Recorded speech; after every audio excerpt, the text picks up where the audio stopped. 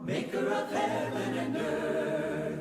1,000 may fall at my side, 10,000 at my right hand, but my help comes from the Lord.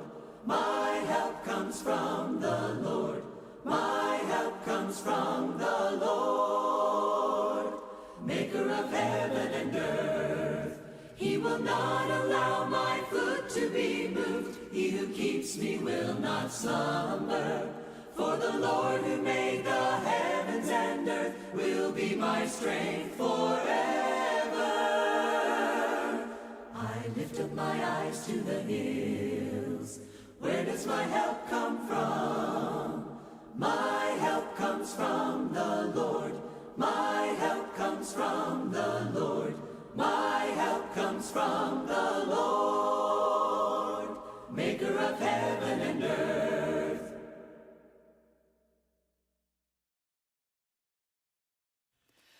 I come to the garden alone, while the dew is still on the roses, and the voice I hear falling on my ear, the Son of God discloses.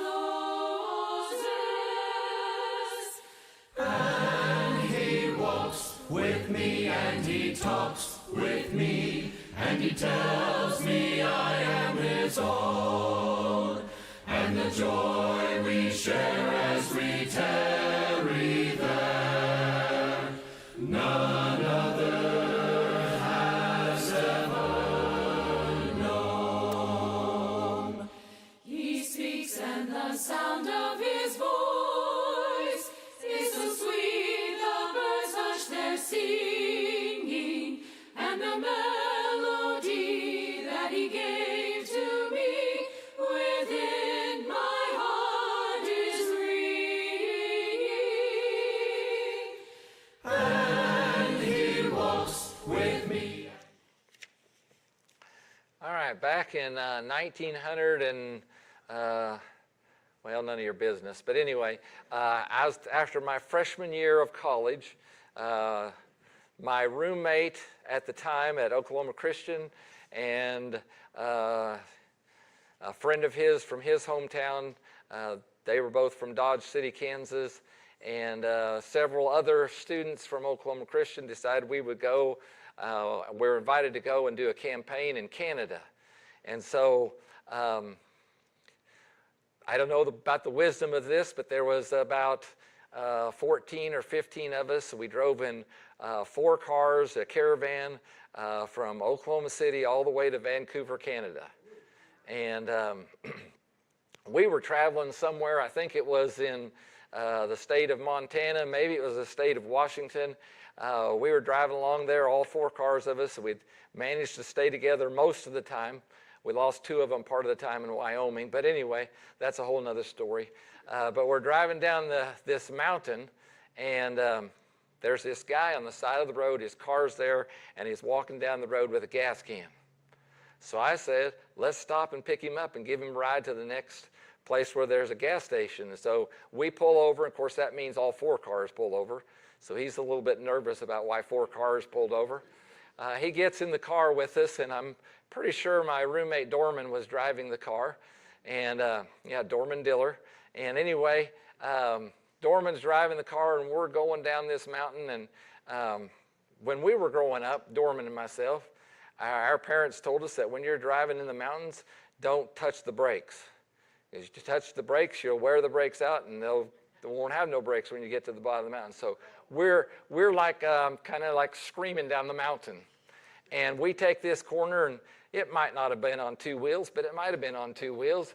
And this guy's white as a sheet beside me, and I yell, "Whoopee, we're all gonna die." Because I knew where I was going for eternity, and I wasn't sure about him, but he wasn't sure about why he's riding with us. But anyway, we stopped, and we got him some gas, and we asked him if he wanted us to take him back up to his car. He said, no way. He was not riding with us. But anyway, I said all that to say this about, we're going to look at Romans chapter 8. So what I want us to think about before we look at Romans chapter 8, because I think it's a great text to help us know about our security of our salvation that we have in Christ Jesus. But before we look at Romans 8, I want us to think and look at the big picture and think about, why do you think Paul wrote the book of Romans? Because most of us have read it or looked at it. Probably some of us have studied it several times. I've studied it several times during my tenure preaching here in Manford. So we've looked at it, I know, at least according to my notes, at least 3 times. So somewhere in those 3 times, maybe we remember or think about it. And I was just thinking and pondering about this today, about why Paul wrote the book of Romans. And there's some, I've often talked about, well, here's the purpose statement. Look for this phrase, and you'll find that as the purpose statement. And there's one of those, but we're not going to look at that because it's not in chapter 8, and I don't think it's in chapter 1. I just think, just from a general opinion, thinking about, why would Paul write the book of Romans? What do you think? So this is one of those questions that there's no wrong answer. There may not be a right answer. To encourage the Christians in Rome. Okay, to encourage the Christians in Rome. In what way to encourage the Christians in Rome? Going through persecution, and I think he's going to help. Okay, so there's some persecution going on. What else might be going on that they need some encouragement with? What do you think? In their faith. Yeah, the book of Romans has what I call like bookend verses. Chapter 1, verse 5, and chapter 16, I think it's verse about 26, so it talks about faithful obedience. Kind of what the whole book is somewhat about. What else might Paul want to be encouraging them about? Where they'll spend eternity. Okay, good. As in, there may have been some doubts. So you think about some of the things that he says that might relate to that, and that's what we'll look at some in Romans chapter 8. Maybe we should do this. Can somebody tell me what Romans chapter 8 verses 1 and 2 says?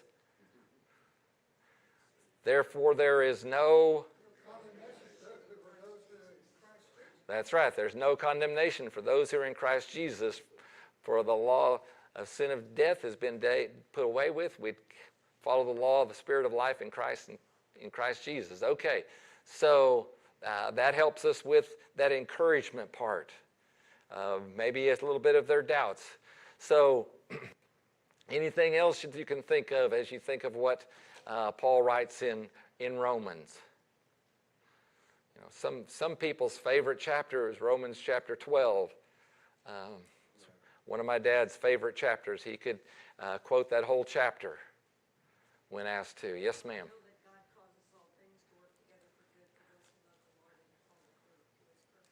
Okay, that's one of your favorite verses. Romans chapter 8. What verse is it? Do you remember? 28. That's correct. Good job.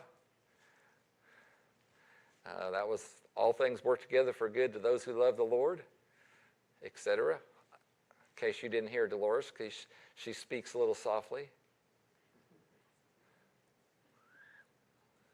What else? Anything else?